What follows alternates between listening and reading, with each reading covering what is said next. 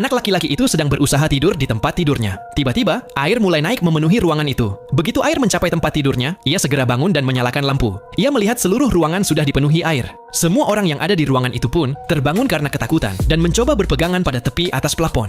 Namun air terus naik. Rasanya seolah-olah mereka semua akan tenggelam. Lalu, salah satu anak laki-laki berteriak dan mengatakan kalau di dalam toilet mereka bisa bernapas. Sebelum ia sempat menyelesaikan kalimatnya, permukaan air sudah mencapai plafon. Mereka semua dengan cepat berenang menuju toilet karena itu satu-satunya harapan mereka. Namun, Exi tidak menuju toilet seperti yang lain. Sebaliknya, ia pergi ke pintu. Ia berusaha membukanya dengan sekuat tenaga, tetapi tekanan air terlalu kuat sehingga pintu itu bahkan tidak bergerak sedikit pun.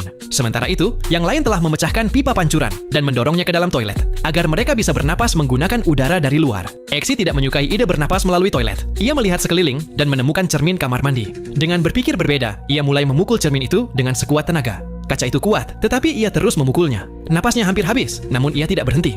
Akhirnya, cermin itu pecah. Air keluar dari ruangan dengan deras, dan yang lain pun berhasil melarikan diri lewat arah itu juga. Mereka semua selamat. Seorang pria botak berdiri tidak jauh dari sana. Ia melihat jam tangannya, menulis sesuatu di buku catatannya, dan berkata, "Ini adalah ujian kalian. Kalian semua menemukan cara masing-masing dan berhasil. Tetapi kalian lupa hal terpenting, yaitu kerja sama tim. Karena itu, salah satu rekan kalian tertinggal." Setelah itu, ujian berikutnya pun dimulai. Kali ini, mereka dibawa ribuan kaki ke atas langit. Mereka harus melompat turun dengan bantuan parasut. Satu persatu semua orang melompat dari pesawat, kecuali satu gadis yang takut untuk melompat.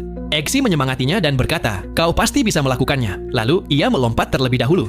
Saat terjun bebas, semua orang menikmati lompatan itu. Beberapa bahkan melakukan putaran di udara. Tak lama kemudian, gadis itu akhirnya melompat dan bergabung dengan mereka. Semua orang mengira misi ini cukup mudah. Tiba-tiba, pria botak yang bernama Man berkata, "Ada 6 dari kalian, tapi hanya 5 parasut yang berfungsi. Salah satu dari kalian tidak akan selamat. Selain itu, kalian harus mendarat tepat di titik yang telah ditandai di bawah. Jika meleset, kalian gagal dalam ujian ini." Mendengar itu, semua orang ketakutan. Ketegangan meningkat. Exi memberikan sebuah saran. Ia meminta semua orang membentuk lingkaran, saling berpegangan tangan, dan membuka parasut satu persatu. Pada awalnya, semua orang setuju. Mereka mulai membuka parasut satu persatu. Namun, begitu parasut seseorang terbuka dan berfungsi, orang itu langsung melepaskan pegangan dan terbang menjauh. Hal itu terus berulang, sehingga semua orang fokus menyelamatkan diri masing-masing dan melupakan rekan yang lain. Pada akhirnya, hanya 2 orang yang tersisa, yaitu Exi dan seorang gadis. Exi mengatakan kepada gadis itu bahwa salah satu parasut mereka tidak berfungsi. Lalu, mereka jatuh sangat cepat dan waktu hampir habis. Exi lalu berkata, "Peluk aku erat-erat, aku akan membuka parasutnya." Mereka saling mempercayai dan berpegangan erat. Sementara itu, mereka sudah sangat dekat dengan tanah. Pada detik terakhir, Exi membuka parasutnya. Keduanya mendarat dengan selamat, tepat di lokasi yang ditentukan. Semua orang lain gagal dalam ujian karena tidak bisa mendarat di titik yang benar.